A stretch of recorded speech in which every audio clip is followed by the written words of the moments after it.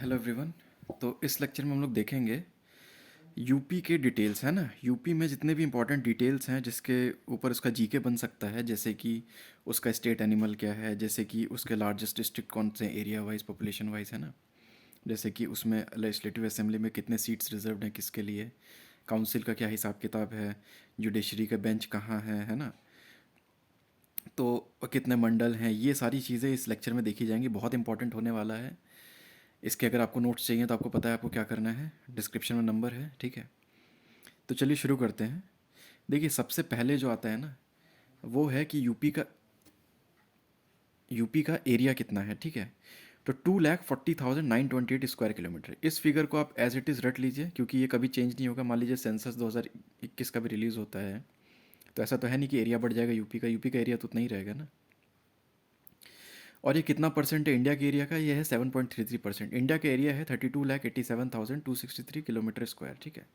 तो इसका ये 37.33% है। इस वैल्यू को अच्छे से याद कर लीजिए, 240,928, ठीक है। अब देखिए रैंक क्या है इस यूपी की। अगर एरिया वाइज देखी जाए स्टेट्स की, तो लार्जेस्ट स्टेट कौन सा है इंडिया का, राजस्थान है एरिया वाइज। सेकंड पे मध्य प्रदेश है, थर्ड पे महाराष्ट्र है, फोर्थ पे यूपी है। तो यूपी जो है वो fourth largest state of India है as per according to area, ठीक है। अब देखिए पॉपुलेशन क्या है। ये सेंसस 2011 का जब वीडियो बना रहा था मैं यूपी का, तो उसमें मैंने बता दिया था कि 19,98,12,341। इसका ज़्यादा अच्छा तरीका रहेगा 19.98 करोड़। आज की डेट में तो 24 करोड़ के ऊपर जा चुका है, लेकिन उस टाइम पे था 19.98 करोड़ 2011 में। ये है इंडिया की 16.51% पॉपुलेशन, ठीक है। 2011 के सेंसस के हिसाब से इंडिया की पॉपुलेशन थी 121.01 करोड़, है ना। तो अगर उसको डिवाइड करें इसको उससे, तो इतना ही निकलेगा, है ना, 16.51%। अब स्टेट वाइज रैंक बताइए पॉपुलेशन के हिसाब से, स्टेट रैंक, है ना। तो मोस्ट पॉपुलेटेड स्टेट है यूपी, सेकंड पे महाराष्ट्र, थर्ड पे बिहार, फोर्थ पे वेस्ट बंगाल, ठीक है। बिहार और वेस्ट बंगाल भी काफ़ी डेंसली पॉपुलेटेड है। इनफैक्ट सबसे ज़्यादा पॉपुलेशन डेंसिटी इंडिया में बिहार की ही है 2011 के सेंसस के अकॉर्डिंग। ये इस बार क्वेश्चन भी आ चुका है आर ओ 2024 में। अरेंज करना था, 4 स्टेट्स दिए हुए थे, तो बिहार था, फिर वेस्ट बंगाल था, है ना, फिर केरला था, तो ऐसे करके। अच्छा, अब देखिए अब 3 लार्जेस्ट डिस्ट्रिक्ट कौन से हैं यूपी के एरिया वाइज। टॉप पे है लखीमपुर खीरी, सेकंड पे है सोनभद्र, थर्ड पे हरदोई, ठीक है। लखीमपुर खीरी सभी को पता है, दुधवा नेशनल पार्क है, काफ़ी बड़ा है। इसकी ट्रिक है लाश, है ना, लाश जैसे मुर्दा लाश, ठीक है। तो लखीमपुर खीरी, सोनभद्र, हरदोई, है ना, ये हो गया लाश। अच्छा, अब स्मॉलेस्ट डिस्ट्रिक्ट कौन सी है, तो ये है हापुड़, ठीक है। अब देखिए कुछ टाइम तक डिस्प्यूट रहा था हापुड़ है कि भदोई है, क्योंकि हापुड़ जो है वो 2011 के सेंसस के बाद बना है, ठीक है, डिस्ट्रिक्ट। तो 2011 के सेंसस में ये बोला गया था भदोही यूपी का सबसे स्मॉलेस्ट डिस्ट्रिक्ट है एरिया वाइज। तो अब कई सारे एग्जाम्स में इसी को माना गया, लेकिन जब हापुड़ बन गया तो काफ़ी टाइम तक डिस्प्यूट रहा, लेकिन आज के डेट में डिस्प्यूट रिजॉल्व हो गया है। अब यूपी का स्मॉलेस्ट डिस्ट्रिक्ट है वो हापुड़ ही है हर जगह, ठीक है, हर सोर्स के हिसाब से। तो इसको आप ये हापुड़ भदोही शामली, ठीक है, HBS, ठीक है। अब इसको आप जैसे भी याद करें, मेन तो ये हापुड़ याद करना है, ठीक है। अब देखिए अब डायमेंशंस की बात कर लेते हैं। ये जैसे यूपी है ना, तो इसमें यहाँ से यहाँ तक का डिस्टेंस कितना है, 650 किलोमीटर। यहाँ से यहाँ तक का डिस्टेंस कितना है, 240 किलोमीटर, ठीक है। लॉन्गेस्ट डिस्टेंस पॉसिबल होता है। तो वेस्ट टू ईस्ट है 650, नॉर्थ टू साउथ है 240। ऑब्वियस सी बात है, ये लंबा देखने में भी लगता है, ये थोड़ा सा कम है, काफ़ी कम है इनफैक्ट। अच्छा, अब जैसे ये ना कोऑर्डिनेट्स पूछ लेता है, तो देखिए इसकी ना वैल्यू कई सोर्सेज में अलग अलग दी हुई हैं, लेकिन ये सबसे कॉमन ग्राउंड वाली वैल्यूज़ हैं। हालांकि आज तक कभी इस पर पूछा नहीं है क्वेश्चन, लेकिन पूछेगा तो इसी को मानने रखिएगा, ठीक है। अच्छा, इसको पढ़ते कैसे हैं, ये इसको पढ़ूंगा 23 डिग्री 52 मिनट्स। ये जो एक सिंगल अपोस्ट्रॉफी है ना, इसको मिनट्स पढ़ूंगा, और अगर 2 होते तो सेकंड्स पढ़ता। तो मतलब ये 23 डिग्री 52 मिनट 0 सेकंड्स, ठीक है। इसका मतलब ये हुआ। ये कोऑर्डिनेट किसको दर्शा रहा है, ये सदर्न मोस्ट पॉइंट को, सोनभद्र डिस्ट्रिक्ट का सदर्न मोस्ट टिप है, ठीक है। अब नॉर्दर्न मोस्ट पॉइंट है ये वाला, ठीक है, ये नॉर्दर्न मोस्ट पॉइंट है ये वाला, है ना। इसका कोऑर्डिनेट है 31 degree 28 minute. Eastern most coordinate है ये, इसका है 84 डिग्री 39 मिनट्स। वेस्टर्न मोस्ट है ये, इसका कोऑर्डिनेट है 77 डिग्री 3 मिनट, ठीक है। ये याद रखिएगा। अब देखिए अब क्वेश्चन बनता है कि यूपी का सदर्न मोस्ट पॉइंट कौन सा है, तो सोनभद्र है ना, सदर्न मोस्ट डिस्ट्रिक्ट, क्योंकि ये यहाँ नीचे तक जाता है, इससे नीचे साउथ में कोई नहीं है। ये अगर देखेंगे ये सदर्न मोस्ट यही है सोनभद्र। और northern most Saharanpur. Sonbhadra 4 states को टच करता है, कौन कौन से, बिहार, झारखंड, छत्तीसगढ़, MP। सहारनपुर तीन तीन स्टेट्स को टच करता है, कौन कौन से, उत्तराखंड, हिमाचल और हरियाणा, ठीक है। सॉरी, तो अब देखिए हिमाचल प्रदेश को ना बहुत छोटा टच करता है, मतलब मिनिस्क्यूल, मतलब आपको गूगल मैप पे भी जूम करके देखना पड़ेगा कि कितना छोटा है, वो भी रिवर वहाँ बहती है, ठीक है। तो इसलिए कई सारे लोगों को ऐसा लगता है कि शायद यूपी हिमाचल को टच नहीं करता है, बट एक बहुत छोटी सी बाउंड्री है, तो ऑफिशियली ये टच करता है, ठीक है। अब क्वेश्चन आ सकता है कि कौन सा डिस्ट्रिक्ट ऐसा है यूपी का जो कि मैक्सिमम स्टेट्स को टच करता है, उसका आंसर होगा सहारनपुर, सॉरी सोनभद्र, वो 4 को टच करता है, ठीक है। और सेकंड नंबर पे है सहारनपुर, ठीक है। अब यही पूछे कि यूपी का ईस्टर्न मोस्ट पॉइंट कौन सा है, तो वो है बलिया। और वेस्टर्न मोस्ट पॉइंट कौन सा है, वो है शामली, ठीक है। बलिया, देखिए आरा बलिया छपरा ABC है ना, आरा बलिया छपरा। तो आरा यहाँ पर है, छपरा यहाँ पर है, बलिया बीच में है। ये आरा और छपरा बिहार में है और बलिया यूपी में है। तो ऐसे याद कर सकते हैं, बलिया बीच वाला है तो ये इधर यूपी में आ गया, और आरा छपरा तो बिहार का है ही है। ये तीनों नाम हालांकि बिहार के ही लगते हैं, लेकिन बलिया यूपी में है, ठीक है। तो अब वेस्टर्न मोस्ट पॉइंट है शामली, ठीक है, ये NCR में भी आता है। तो अब इसको ट्रिक क्या है, देखिए तीनों चारों चार हैं, चार में से 3 S से शुरू हो रहे हैं, सहारनपुर, शामली, सोनभद्र। सिर्फ एक B से शुरू हो रहा है, तो SSB होता है ना, SSB जो आर्मी वगैरह के लिए होता है ना, तो उसको SSS भी कर दें, है ना, SSSB है ना। तो एक बस बलिया से है, बाकी तीनों S से शुरू होते हैं, ठीक है। ये क्वेश्चन आए हुए हैं, ठीक है। ये बताया गया है कि यूपी और नेपाल की जो बॉर्डर लेंथ है वो है 579 किलोमीटर। ट्रिक क्या है, 5 + 2 7, 7 + 2 9, तो 579 किलोमीटर, ठीक है। अब देखिए,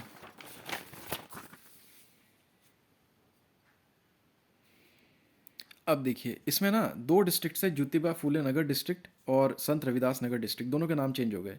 ज्योतिबा फूले का नाम कर दिया गया अमरोहा, संत रविदास जी नगर का डिस्ट्रिक्ट का नाम कर दिया भदोही। देखिए ज्योतिबा फूले अमर थे, है ना, अमरोहा, क्योंकि उन्होंने काफ़ी सत्यशोधक समाज भी किया, काफ़ी लोगों के लिए उत्थान का काम भी किया, ठीक है, तो ऐसे याद कर सकते हो। संत रविदास नगर, देखिए मैंने अपने ना हेडक्वार्टर और डिस्ट्रिक्ट के उसमें बताया था कि भदोही का जो हेडक्वार्टर है वो भदोही नहीं है ना, डिस्ट्रिक्ट का, उसका नाम है ज्ञानपुर। तो बताया था ना भद्दा ज्ञान, भद्दा ज्ञान से याद कर लेते। तो वैसे ही संत रविदास जी जो हैं उनको भद्दा ज्ञान पसंद नहीं था, उन्होंने डीप में पढ़ाई की थी, तो इसलिए भदोही नहीं है, मतलब भद्दा ज्ञान नहीं है ना, उनको डीप ज्ञान है। तो संत रविदास नगर का नया नाम है भदोही, ठीक है। अच्छा, अब एक क्वेश्चन आया था एग्जाम में, 4 डिस्ट्रिक्ट दिए हुए थे, सिद्धार्थ नगर डिस्ट्रिक्ट, संत कबीर नगर डिस्ट्रिक्ट, अंबेडकर नगर डिस्ट्रिक्ट और आपका संत रविदास नगर डिस्ट्रिक्ट, ठीक है। इनको बोला गया था नॉर्थ टू साउथ में अरेंज करो। अच्छा, अब पहला सवाल कि इन्हीं 4 को क्यों बोला गया, हो सकता किसी और को भी बोल सकते, तो हो सकता बोलते प्रतापगढ़, ये आपका एटा, इन सबको अरेंज करो। लेकिन क्या है ना, ये चारों किसी के नाम पे हैं डिस्ट्रिक्ट। सिद्धार्थ नगर गौतम बुद्ध जी का बचपन का नाम था, ठीक है। संत कबीर नगर कबीर जी, भक्ति सेंट है ना, अम्बेडकर जी, भीमराव अम्बेडकर जी है ना, इनके नाम पे था। संत रविदास इनके नाम पे था, इसलिए इनको अरेंज करने के लिए किया गया था। अब देखिए मेरे हिसाब से संत रविदास नगर का नाम तो चेंज हो चुका है, ये तो भदोही हो चुका है, लेकिन तब भी पुराना नाम अगर पूछ ले किसी मतलब ओकेजन में, तो ऐसे याद कर सकते हैं कि देखिए ट्रिक ये है कि सबसे पहले पैदा कौन हुए थे, तो सिद्धार्थ गौतम बुद्ध है ना, 4th-5th सेंचुरी BC में। फिर संत कबीर नगर, ये भक्ति सेंट है मेडिवल इंडिया के, और अम्बेडकर जी ये तो आपको पता ही आज़ादी के टाइम के हैं, ठीक है।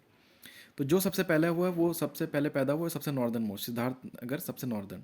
फिर उसके बाद कबीर जी पैदा हुए तो संत कबीर नगर उसके नीचे, अम्बेडकर जी लास्ट में हुए तो वो सबसे नीचे, ठीक है। और संत रविदास नगर का तब तो चांस कम है पूछने का, क्योंकि ये भदोही बन चुका है, लेकिन ये अगर आएगा तो ये सबसे लास्ट में होगा। ये 3, भले ही आप लोग में से कोई कहे कि रविदास तो अम्बेडकर जी के ऊपर होंगे, बात सही है, लेकिन ये 3 एक साथ हैं। और संत रविदास नगर अब सबसे लास्ट में है, जो कि भदोही बन चुका है, तो इसीलिए इसको अब हटा ही दिया जाए। ये 3 का सीक्वेंस ये है, ये काफ़ी इंपॉर्टेंट है यूपी की जोग्राफी और पॉलिटिकल एडमिनिस्ट्रेशन को समझने के लिए, ठीक है। और बाकी मैंने और भी जैसे डिस्ट्रिक्ट्स कवर किए हैं, जैसे कि टच कौन कौन से डिस्ट्रिक्ट करते हैं, मेरा एक वीडियो है, वो मैं आपको ये आई बटन में दिख जाएगा, ठीक है।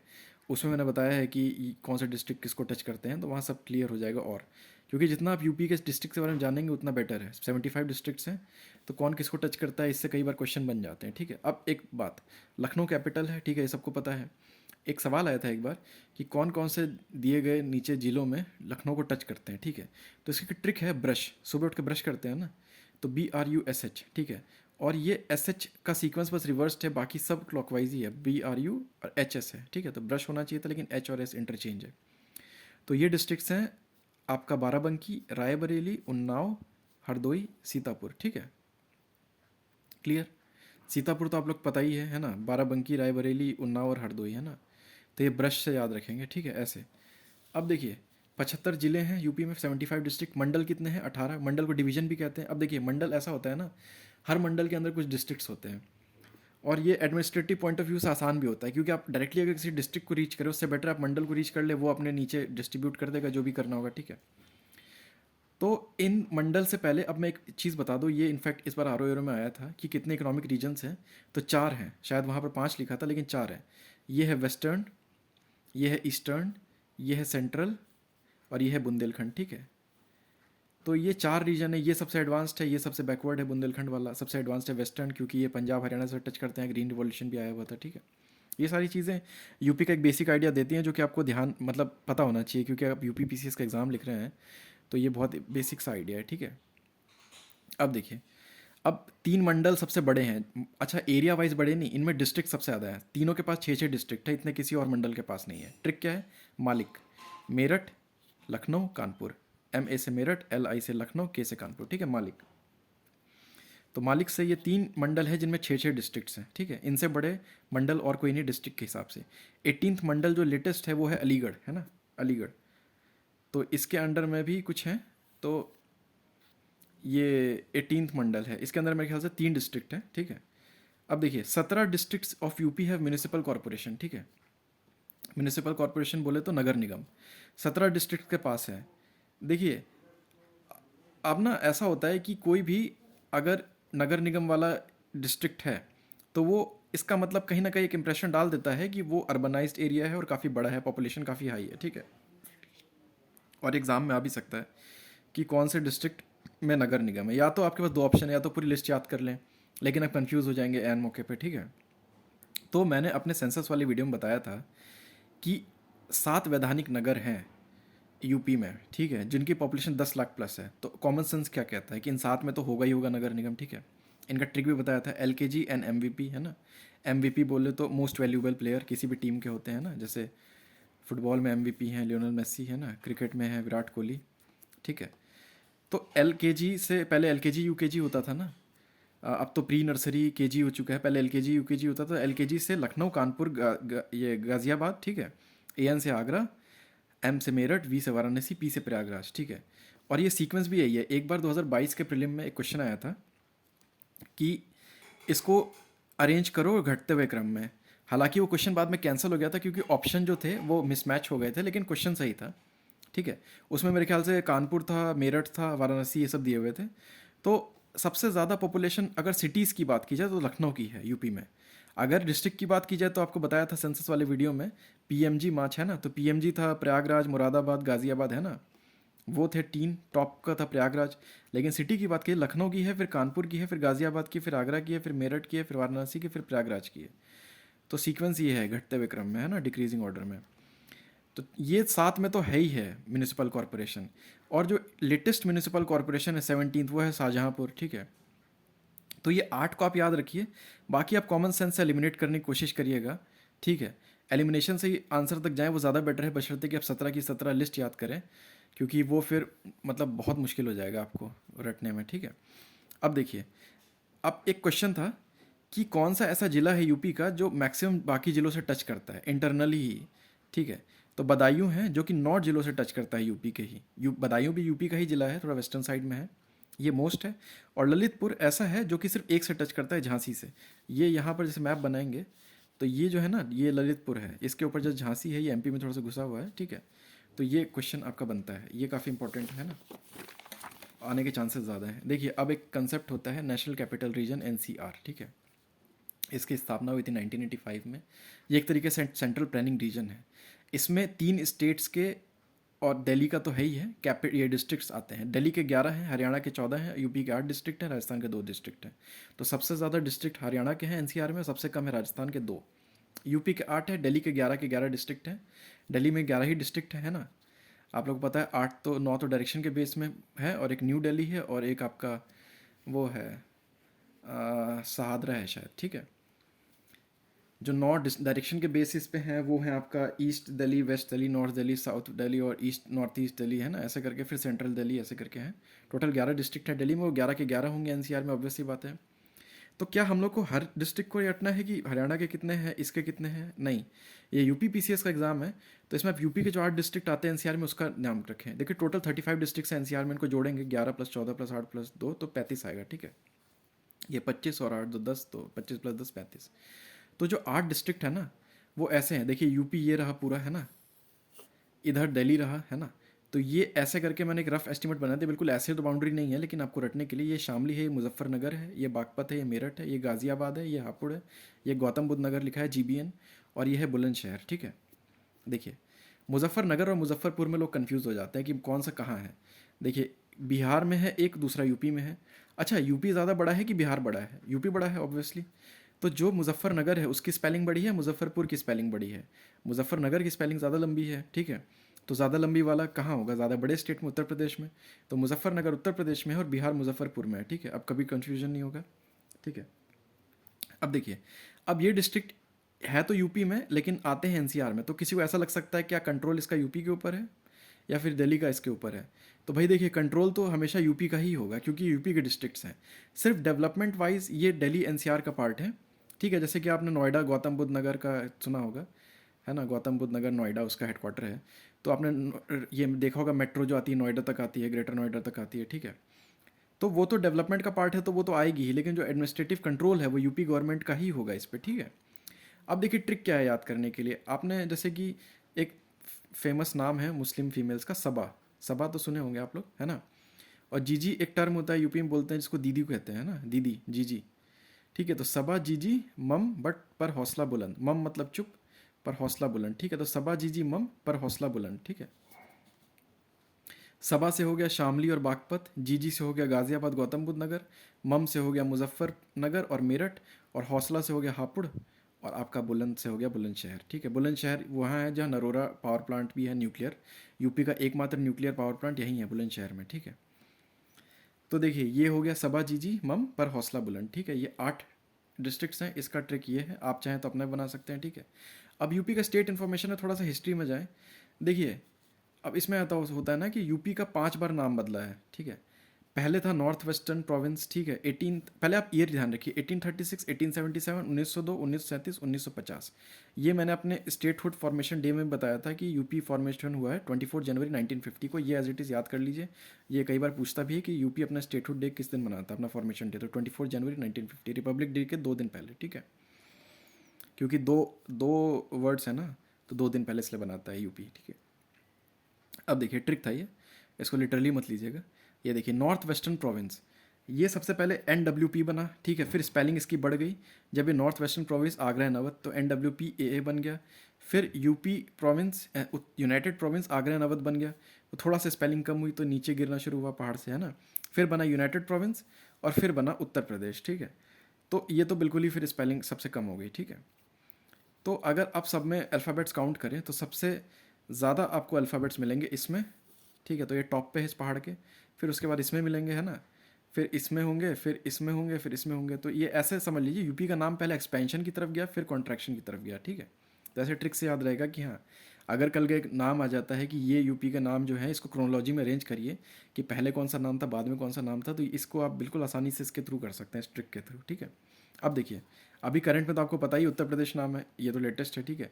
कैपिटल्स, कैपिटल आपको पता है लेटेस्ट में लखनऊ है, ठीक है, इसमें तो कोई शक ही नहीं है। अब देखिए पहले था आगरा, 1836 से 58 तक। आज़ादी के संग्राम के 1 साल बाद ये चेंज किया गया, इसको बनाया गया इलाहाबाद फॉर एडमिनिस्ट्रेटिव रीजंस, है ना। उस टाइम पे ये प्रयागराज नहीं था, प्रयागराज तो अभी बना है हाल फिलहाल में, तो इलाहाबाद ही नाम याद रखेंगे हम लोग, ठीक है। जैसे अगर आप हिस्ट्री पढ़ते हैं तो उसमें ऐसा तो नहीं है आप हिस्ट्री में मुंबई लिखाते हैं, नहीं, वो बॉम्बे ही लिखते हैं। आप कलकत्ता लिखते हैं, कोलकाता तो नहीं लिखते हैं किसी भी आंसर में, है ना। अगर आपसे पूछे कि ये सेंट फोर्ट जॉर्ज कहाँ था, है ना, फोर्ट विलियम कहाँ था, तो ये सब आप कहाँ लिखेंगे? या बॉम्बे लिखेंगे ना, मुंबई तो नहीं लिखेंगे, कोलकाता कलकत्ता लिखेंगे ना। तो वैसे ही इलाहाबाद उस टाइम का नाम था, तो वही नाम रखेंगे, ठीक है। ये 1858 से 1920, ये लखनऊ 1920 से आज तक है।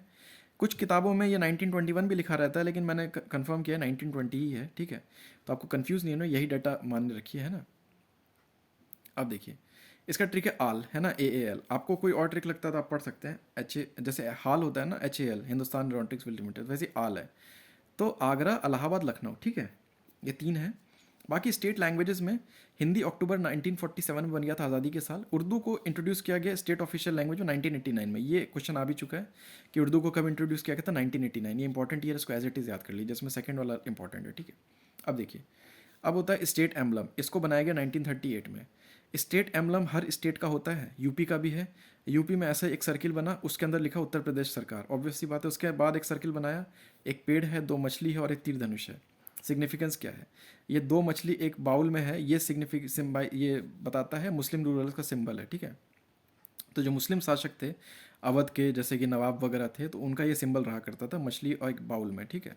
और एक बो एंड एरो मतलब होता है, बो मतलब ये धनुष और एरो मतलब होता है तीर। तो एक तीर धनुष ये सिंबलाइज करता है लॉर्ड राम को, ठीक है, भगवान राम को। तो इस ये सिंबल जो है ये कहीं ना कहीं सेक्युलर सिंबल है कि सारे रिलीजन को, जो भी हिंदी और उर्दू लैंग्वेज को जैसे रिप्रेजेंट कर रहे हैं, तो वो इस तरीके से ये उत्तर प्रदेश सरकार का है। इसको मैं चाहूँगा कि आप लोग याद भी रखें, जब आपका यूपी पीएससी का मेंस होगा, यूपी पीसीएस का मेंस, उसमें हिंदी का पेपर आता है ना, तो उसमें लेटर राइटिंग होती है, ठीक है। तो जो लेटर राइटिंग है, तो उसमें ना अगर आप लेटर के ऊपर ये सिंबल बना देंगे ना, इससे अच्छा इम्पैक्ट पड़ेगा। मतलब इससे ये पता चलेगा कि आपने पूरा प्रॉपर फॉर्मेट, कई बार बताया जाता है कि फॉर्मेट लिखिए क्या क्या है लेटर का, ये सिंबल बनाने से काफ़ी अच्छा इम्पैक्ट पड़ेगा, ठीक है। अब देखिए, अब देखिए ये कुछ स्टेट सिंबल्स हैं, ठीक है। सबसे पहले तो सारस क्रेन, आपने सुना होगा, ये एक बहुत फेमस केस भी होता है यूपी में ही। वो जो आरिफ का सारस था, है ना, पंख जिसके बड़े होते हैं सारस के, उसको लेके चिड़ियाघर में डाल दिया गया था, ठीक है। अब इसका पॉलिटिकल एस्पेक्ट नहीं जानेंगे, सिर्फ ये जानेंगे सारस है वो यूपी का स्टेट बर्ड है। स्टेट ट्री है अशोक, अशोक का पेड़ आपने पता है। स्टेट एनिमल है बारहसिंगा, है ना, ऐसे करके सींग है, ऐसा नहीं कि 12 अलग अलग सींग है, वो एक के ऊपर एक ब्रांचेस टाइप का ही होता है। एग्जैक्टली 12 भी नहीं हो सकता उससे ज़्यादा हो सकता है, इससे कम हो। लेकिन ये, इसको स्वैम्प डियर भी कहते हैं, दलदल का हिरन, ठीक है। स्टेट एनिमल बारहसिंगा। स्टेट फ्लावर है पलाश, इसको टीसू भी कहते हैं ना, पलाश का फूल या टीसू का फूल, ठीक है। स्टेट डांस है कथक, ऑब्वियसली सबको पता है, बिरजू महाराज वगैरह यहीं के थे, काफ़ी फेमस घराने भी, लखनऊ घराना, वाराणसी घराना, स्टेट कथक में। फिर स्टेट गेम है हॉकी। देखिए इंडिया का कोई नेशनल गेम नहीं है, लेकिन यूपी का स्टेट गेम है हॉकी, ठीक है। एक बार आरटीआई हुई थी तो पता चला था कि कोई भी नेशनल गेम नहीं है इंडिया का, ठीक है। ट्रिक क्या है? ट्रिक है सब पी के हॉकी खेलो। देखिए, अब इसमें मैंने ऐसा अलग अलग नहीं किया है, जैसे कि अब एस से सारस है, तो पता है ये ऑब्वियसली स्टेट एनिमल तो होगा नहीं, स्टेट बर्ड ही हो गया, है ना। वैसे ए से अशोक हो गया, है ना, बी से आपका बारहसिंगा हो गया, पी से आपका पलाश हो गया, के से आपका कत्थक हो गया, हॉकी हॉकी हो गया, है ना। तो सब पी के हॉकी खेलो, मूवी भी थी पी के, तो सब पी के हॉकी खेलो, है ना। ये ट्रिक हो गई, इससे सारे आपके स्टेट सिंबल याद हो जाएंगे, ठीक है। यूपी लेजिस्लेटिव असेंबली, देखिए विधानसभा, और UP legislative council Vidhan Parishad, ठीक है, हिंदी में ये कहते हैं। लेजिस्लेटिव असेंबली में 403 सीट्स हैं, ठीक है। पहले कितनी थी? पहले 404 थी। एक एंग्लो इंडियन वाला था, वो 104 कॉन्स्टिट्यूशन अमेंडमेंट से सेंटर पे भी गया और स्टेट में भी चला गया, ठीक है। यहाँ पर एक एंग्लो इंडियन था, लेकिन अब उसको हटा दिया गया, तो 403 सीट्स हैं। रिजर्व कितनी है? 84 एससी के लिए है, 2 एसटी के लिए। आपको मैंने सेंसस के लेक्चर में बताया था कि एसटी की पॉपुलेशन बहुत कम है, 0.57% है यूपी की पॉपुलेशन का, इसलिए 2 ही सीट्स रिजर्व की गई हैं, ठीक है। नहीं तो अमूमन इससे ज़्यादा ही होती हैं, लेकिन चूंकि बहुत कम है तो इसीलिए 84 एससी, 2 एसटी, है ना, तो टोटल 86 सीट्स रिजर्व है। प्रयागराज जो डिस्ट्रिक्ट है, उसमें असेंबली इलेक्शंस जब होते हैं तो वहाँ मैक्सिमम सीट्स होती हैं 12। कॉमन सेंस की भी बात है, क्योंकि प्रयागराज पीएमजी में प्रयागराज सबसे पहले आता है, तो मोस्ट पॉपुलेटेड डिस्ट्रिक्ट भी है यूपी का, तो इसीलिए 12 सीट्स भी दे दी गई हैं, तो इसीलिए मोस्ट सीट्स हैं। और सीट्स हमेशा पॉपुलेशन के हिसाब से ही दी जाती है, एरिया के हिसाब से नहीं, ठीक है। अब लीस्ट सीट्स, सबसे कम सीट्स हैं चित्रकूट, महोबा, श्रावस्ती में। मैंने जब पीएमजी मार्च बताया था, मार्च खाते हैं, है ना, हालांकि ऐसे तो नहीं खाते, तो मार्च में एमए से था महोबा, सी था चित्रकूट और एच से था हमीरपुर। तो इसमें महोबा और चित्रकूट तो है ही है, बाकी श्रावस्ती डाल दिया है, तो उसको ऐसे याद कर सकते हैं, सीएमएस, सिटी मॉन्टेसरी स्कूल, ये लखनऊ में भी एक है, काफ़ी फेमस है city Montessori school, CMS. Chitrakoot, Mahoba और श्रावस्ती। तो ऑब्वियसली यहाँ की पॉपुलेशन बहुत कम है, तो इसलिए उनको सीट्स भी सिर्फ 2 दी गई हैं। तो जब विधानसभा चुनाव होते हैं तो प्रयागराज में 12 सीट्स मैक्सिमम है और 2-2 सीट्स इन तीनों में है, ठीक है। अच्छा, अब यूपी पीसीएस के मेंस में एक बार क्वेश्चन आ गया था कि रीजनल पार्टीज़ का रोल बताइए। तो ये एज सच प्रीलिम के हिसाब से तो इंपॉर्टेंट नहीं है, लेकिन क्योंकि आप यूपी पीसीएस की तैयारी कर रहे हो, तो मैं पर्सनली यही चाहूँगा कि आप लोग एटलीस्ट थोड़ा सा बेसिक आइडिया रखें कि कौन कौन सी पॉलिटिकल पार्टीज़ एक्टिव हैं यूपी में, उनका क्या सीट्स है, कुछ रफ आइडिया, ताकि आप लगा सकें। एग्जैक्टली फिगर याद करने के लिए कोई नहीं बोल रहा है आपसे, क्योंकि वैसे भी 2022 का इलेक्शन में ये सब हुआ था, तो अब तो 24 चल रहा है, तो इतना रिलेवेंट भी नहीं है प्री के हिसाब से। लेकिन फिर भी एक बेसिक आइडिया, ताकि आपका कॉमन सेंस थोड़ा सा डेवलप हो यूपी के हिसाब से, और अगर आप कल के गेस वर्क करते हैं तो वो सही हो जाए, ठीक है। अब देखिए एनडीए, नेशनल डेमोक्रेटिक अलायंस, ठीक है, 273 सीट्स हैं, 273। इसमें बीजेपी की अकेले 255 है, 255, ठीक है। अपना दल सोनेलाल, ये सोनेलाल ब्रैकेट में लिखा जाता है, ठीक है, जैसे CPI-M तो ब्रैकेट में M लिखा जाता है ना, communist party of India, Marxist है ना। तो ये 12 सीट्स लिए है अपना दल सोनेलाल ने। निषाद पार्टी है 6 सीट्स लिए। ये तीनों का एक साथ है अलायंस। इनको जोड़ेंगे भी तो 255 + 12 + 6 तो 273 आएगा, ठीक है, जोड़ के देख लीजिए। अब सपा है, इसकी SP समाजवादी पार्टी है ना, 111। सपा SP प्लस जो अलायंस था उसमें 125 सीटें मिली हैं, सपा की 111 है। राष्ट्रीय लोक दल रालोद, RLD भी कहते हैं, इसकी 8 सीट्स हैं। सुहेल देव भारतीय समाज पार्टी SBSP, ठीक है, सुहेल देव भारतीय समाज पार्टी, इसकी 6 सीट्स हैं, ठीक है। अब BSP बहुजन समाज पार्टी मायावती जी की पार्टी है, और जनसत्ता दल लोकतांत्रिक, ये राजा भैया काफ़ी फेमस पर्सनैलिटी है यूपी के, उनकी पार्टी है, ठीक है। अब इनको अलग से क्यों लिखा? क्योंकि इनकी सीट्स अब देखिए बहुत नहीं है। जैसे बसपा है, इसको 2022 के इलेक्शन में सिर्फ एक सीट मिली थी, ठीक है, भले ही वोट शेयर इसका 13% था, लेकिन सीट सिर्फ एक मिली थी। तो ये बहुत डिक्लाइन कर गई है, ठीक है। और जनसत्ता दल लोकतांत्रिक ये भी कोई बहुत बड़ी पार्टी नहीं है, एक रीजनल पार्टी है, मतलब 10 से कम ही सीट आती है, ठीक है। तो इनको भी याद रखिए। ऐसी मतलब कौन कौन सी पॉलिटिकल पार्टी एक्टिव हैं, तो इससे मतलब थोड़ा सा रफ आइडिया मिल जाएगा, ठीक है। ये आपका बस एक तरीके से क्या बोलें, एक एप्टीट्यूड आपका तैयार हो गया इससे, है ना, कि आपको पता है कि हाँ ये अपना दल सोनेलाल ये यूपी में एक्टिव है, निषाद पार्टी एक्टिव है, तो कल गए मेंस के आंसर में भी हेल्प मिल सकती है, ठीक है। ये सब नाम लिखने पे आपको प्लस पॉइंट मिलेंगे। UP legislative council, Vidhan Parishad, ठीक है, इसके जो होते हैं उनको पार्षद कहते हैं, और इसके जो होते हैं उनको विधायक कहते हैं हिंदी में, ठीक है। ऐसे MLC और ऐसे MLA, ठीक है। अब देखिए सीट्स कितनी है, सॉरी, सीट्स है 100। 90 इलेक्टेड होते हैं इनडायरेक्टली, और 10 नॉमिनेटेड होते हैं गवर्नर द्वारा। जैसे राज्यसभा में पढ़ा होगा ना कि 12 नॉमिनेटेड होते हैं प्रेसिडेंट द्वारा, वैसे ही यहाँ पर 10 नॉमिनेटेड होते हैं गवर्नर द्वारा, 90 इनडायरेक्टली इलेक्टेड होते हैं, ठीक है। तो अब जो 90 हैं उसमें से 38 होते हैं यूपी के MLAs द्वारा, ठीक है। इधर जो MLA हैं यहाँ पर, जिनको मैंने विधायक भी कहा, MLA member of legislative assembly, इनको विधायक कहते हैं हिंदी में, ये 38 को इलेक्ट करते हैं, ठीक है। 36 को लोकल बॉडीज़ करती हैं, जैसे कि पंचायत और म्यूनिसिपैलिटीज़, ठीक है। 8 को टीचर्स करेंगे, और 8 को ग्रेजुएट्स करेंगे, ठीक है। टीचर्स हो गए जिनको वो कोर्स करके जाते हैं, ठीक है। क्या नाम होता है उस कोर्स का? हम्म, टी टी मैंने, अरे वो नाम उतर रहा है मेरे दिमाग से, BT कोर्स है कुछ ऐसी है, टी करके आता है उसमें। और 8 जो होते हैं ग्रेजुएट्स, जो कि मान लीजिए BTech किए हुए हैं, या फिर आपका MSc ये सब किए हुए हैं, BSc है ना, 3 साल का कोर्स, तो वो सब ग्रेजुएट कहलाते हैं, तो वो इलेक्ट करते हैं इनको। तो 36, 38, 8 और 8, ठीक है। ये 44 और 8 हो गया कितना, 52, और 52 और 38 हो गया आपका 90, ठीक है। तो टोटल ये 90 का डिस्ट्रीब्यूशन ये है, ठीक है। 10 डायरेक्टली नोमिनेट किए जाएंगे गवर्नर द्वारा। अब देखिए यूपी का पार्लियामेंट में क्या रोल है। यूपी जो है, लोकसभा सीट्स कितनी है, 80 है यूपी में, मैक्सिमम है किसी भी स्टेट में। और राज्यसभा सीट्स कितनी है, 31, ये भी मैक्सिमम है किसी भी स्टेट में, ठीक है। तो दोनों में यूपी मैक्सिमम ही है, हर चीज़ मैक्सिमम है। इनफैक्ट जो ये पीछे दिखाया है ये भी मैक्सिमम है। ये 403 सीट्स किसी भी स्टेट में नहीं है, ये 100 सीट्स भी कहीं नहीं है, ठीक है। तो सब मैक्सिमम है इसमें यूपी में, ठीक है। कोई इसमें ट्रिक की भी ज़रूरत नहीं है, क्योंकि सबसे ज़्यादा पॉपुलेशन है इसलिए। अब जो 80 सीट्स है उसमें रिजर्व कितनी है, 0 ST के लिए, 17 SC के लिए, ठीक है। अब देखिए पॉपुलेशन वाइज अगर लोकसभा की कॉन्स्टिट्यूंसी की बात की जाए, ऐसे अगर स्टेट असेंबली के लिए बात की जाए तो प्रयागराज है, लेकिन लोकसभा की कॉन्स्टिट्यूंसी सबसे बड़ी है गाज़ियाबाद पॉपुलेशन वाइज, और स्मॉलेस्ट है बागपत, ठीक है। तो ये क्लियर हो गया। अच्छा अब देखिए प्लान्ड सिटीज़ यूपी में कितनी है, 3 है। नोएडा, ग्रेटर नोएडा तो पता ही सबको है ना। न्यू कानपुर सिटी भी एक बन रही है, ये भी प्लान्ड है, ठीक है। अब देखिए यूपी में डिस्ट्रिक्ट कितने हैं, 75 पहले बता चुका हूँ। तहसील्स कितने, 350। वैधानिक नगर 648 है, इसमें से 10 लाख प्लस हैं 7, ठीक है।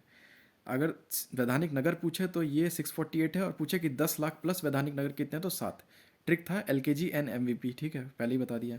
अच्छा अब उत्तराखंड, UK मतलब उत्तराखंड है, यूनाइटेड किंगडम में समझिएगा। यूपी और UK के बीच में कितने डिवीजन, कब डिवीजन हुआ था, क्या हुआ था, ये थोड़ा सा इसके बारे में डिटेल है। उत्तराखंड बना था 9 नवंबर 2000 को, ठीक है, मैं बता चुका ऑलरेडी स्टेटहुड डे में। ट्रिक भी थी कज करके, है ना। छत्तीसगढ़, उड़ीसा, ये उत्तराखंड और झारखंड तीनों एक साथ ही बने थे। सबसे पहले छत्तीसगढ़ बना 1 नवंबर 2000 को, फिर उत्तराखंड बना 9 नवंबर को, फिर 15 नवंबर को बना था झारखंड, है ना, कज, CUJ। वो देख लीजिएगा वीडियो में, है ना, प्लेलिस्ट में ही होगी, पॉलिटी के उसमें प्लेलिस्ट में। और 13 डिस्ट्रिक्ट्स यूपी से उत्तराखंड चले गए। आज के डेट में उत्तराखंड में कितने डिस्ट्रिक्ट है, 13 ही है, ठीक है। 2 डिवीजन है, गढ़वाल और कुमायूं, है ना। तो वो 13 डिस्ट्रिक्ट जो गए थे वो अभी तक वहीं पर है, कोई नया डिस्ट्रिक्ट नहीं बना, है ना। अच्छा, अब कुछ डिवीजन बिफोर 2000 और आफ्टर 2000, ठीक है। मतलब इसको ऐसा सकते हैं, ऐसे याद कर सकते हैं, बिफोर पार्टीशन आफ्टर पार्टीशन। तो यूपी में लेजिस्लेटिव असेंबली मतलब विधानसभा में कितनी सीट्स थी? 425 थी, जब उत्तराखंड भी यूपी में ही था। उत्तराखंड कटा तो कितनी बच गई? 403, ठीक है। और लेजिस्लेटिव काउंसिल में कितनी सीट्स थी? 108। उत्तराखंड कटा तो बची कितनी? 100, ठीक है। ये हल्का सा डिवीजन का है, कल गए मान लीजिए, क्योंकि उत्तराखंड यूपी से ही कट के बनाया तो थोड़ा सा इंपॉर्टेंट पार्ट हो जाता है, ठीक है। अब जुडिशरी मतलब ये न्यायपालिका यूपी में कैसी है? हाई कोर्ट कहाँ है? इलाहाबाद में है, तो सीट उसकी प्रयागराज होगी, है ना, इलाहाबाद बोलते थे। और बेंच कहाँ है? बेंच इसकी एक लखनऊ में भी है। बेंच और सीट में डिफरेंस ये है, मेन जो बैठते हैं वो प्रयागराज में बैठते हैं, पर एक उसकी बेंच लखनऊ में भी है। जैसे कि यहाँ पर भी जो काम होगा, कार्रवाई, वो वहाँ तक जाता है, ठीक है। ये एक तरीके से उसका समझ लीजिए कि कॉन्सुलेट है, जैसे एम्बेसी और कॉन्सुलेट होता है ना, कि एम्बेसी में आप जाके न्यू दिल्ली में जाके काम करवा सकते हैं, लेकिन कॉन्सुलेट लखनऊ वगैरह में भी होंगे उस जगह के, ठीक है। तो वैसे ही है।